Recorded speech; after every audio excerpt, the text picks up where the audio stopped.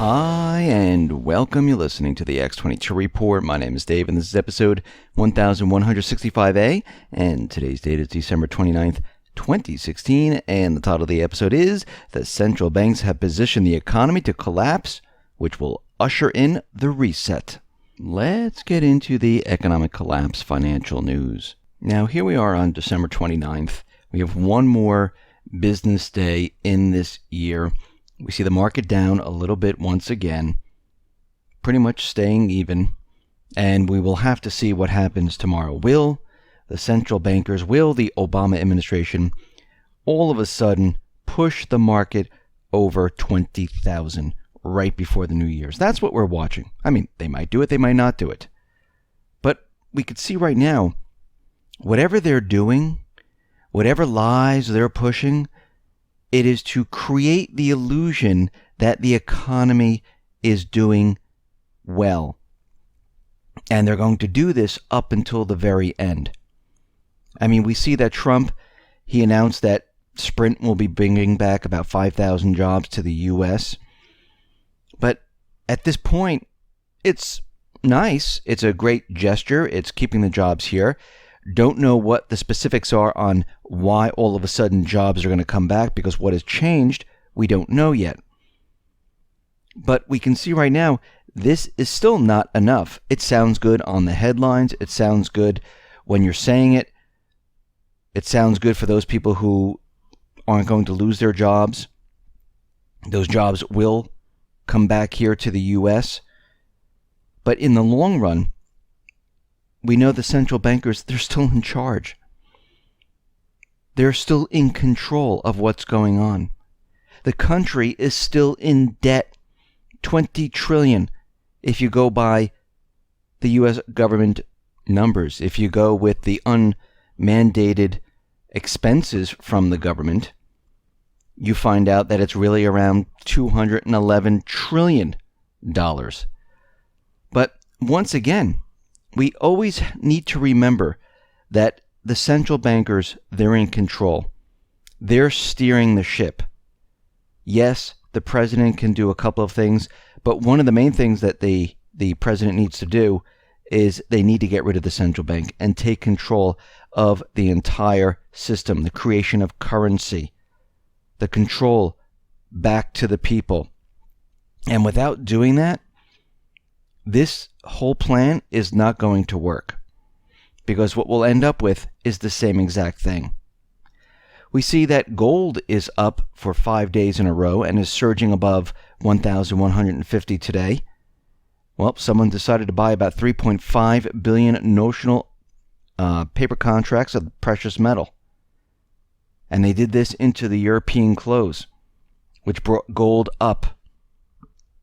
Maybe someone is out there looking at this and saying, okay, I need to ramp up on gold. Gold is very cheap right now. Let me purchase a lot more. We're seeing many mini bubbles starting to burst. We look at real estate. We see that pending home sales, well, they're declining. We see that prices now are dropping in many areas. We see traffic to these houses. Well, that is coming to an end. We see U.S. auto sales, cars and trucks. Well, it seems that with interest rates rising, we see auto financing practices, well, they begin to resemble the subprime mortgage bubble. And those individuals that were able to get loans, well, it's getting a little bit tougher to get it. And we see right now that buyers are saying, maybe I'll hold off right now. And the optimism of purchasing all of these things, well, it's evaporating right now with interest rates moving up. And this is a huge problem when interest rates move up. People say, well, you know what? Let me wait. And if it moves up again, they say, okay, I'm completely out. Now, when we're looking at the real estate market, we definitely do see signs that we are in major trouble. Luxury real estate broker Olshan Realty, well, they have some bad news for New York's hedge fund managers looking to dump their luxury 5 million, 1,500 square foot places in New York City, because what we're seeing right now is that contracts for luxury co-ops they've collapsed 25% in 2016, while the average number of days that the apartments sat on the market surged by 31%. And what does this tell us? Well, it tells us that these bubbles are starting to burst. They're going to come down, and we're seeing signs of this already. And this is going to accelerate as we move into 2017. It's going to get worse and worse and worse. And if you notice, and if you go back a year, when we talked about how prices were coming down, how the traffic was starting to slow, back then you really couldn't see it. It was a little noticeable, but as we went through 2016, we saw signs of it. We saw interest rates moving up. We saw that these bubbles that were created in these 20 cities, well, they're starting to fall apart. And now you're really starting to see it. And when we move into 2017, it's going to be widespread. You won't be able to deny it anymore because you'll see it everywhere. We see out in Italy, things are a lot worse than everyone thought.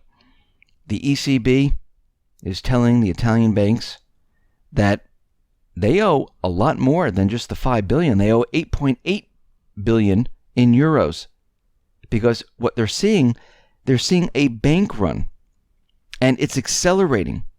Deposits are leaving the bank. And of course, the reason for this is because people in Italy realize, we're in trouble here.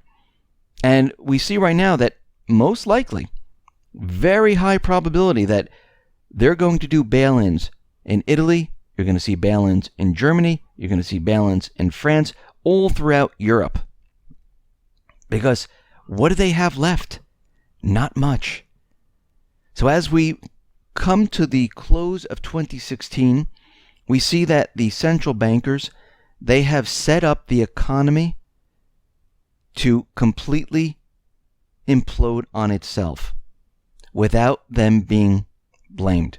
Because what they did was they created the atmosphere that the economy is improving, the economy has recovered, and the statistical information is incredible. And people are looking at this and they're saying to themselves, yeah, maybe they are right. Maybe the economy is doing a lot better. Look at the stock market. It's approaching 20,000. Look at the unemployment. It's very low. Look at GDP. It's skyrocketing. And we see right now that they have completely set this up so they can usher in the economic reset. And this reset is the crash of the economy. It's a reset of everything. Getting rid of this fiat currency. Getting rid of the dollar.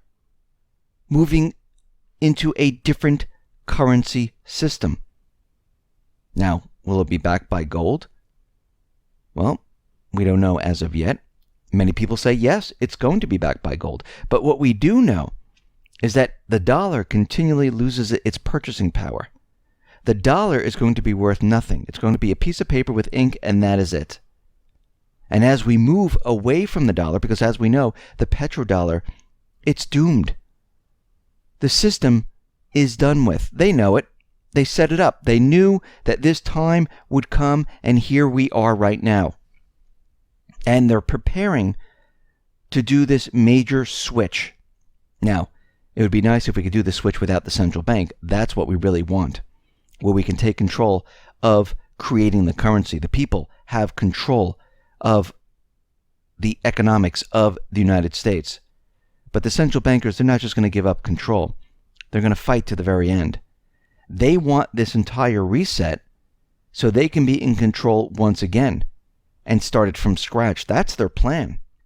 They don't want to give up anything. They just want to get rid of this dollar and this debt. But they don't want to be blamed for this entire fiasco. They want to shift this blame someplace else. And that's what they're in process of doing. They're getting prepared to shift this blame somewhere else.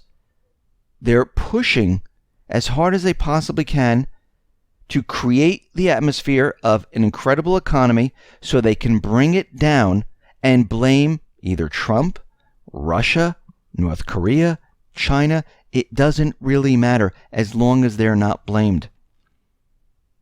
And we can see as we approach the end of 2016, 2017 most likely will be the year of the reset. And it's going to be a very rough year because we're going to see all the different economic sectors start to decline rapidly. We're going to see retail decline rapidly after this holiday season. We're going to see real estate decline rapidly. Traffic is going to dry up. We're going to see more layoffs. More layoffs means people aren't bringing in income. If people aren't bringing in income, they're not purchasing cars, they're not purchasing houses, they're not going out shopping. And this is the trend that we've been seeing. So everything is coming together right now, and they're getting ready to reset the entire system. Listen, everyone, thanks a lot for listening. Be well, be safe, and especially be prepared. Thanks a lot.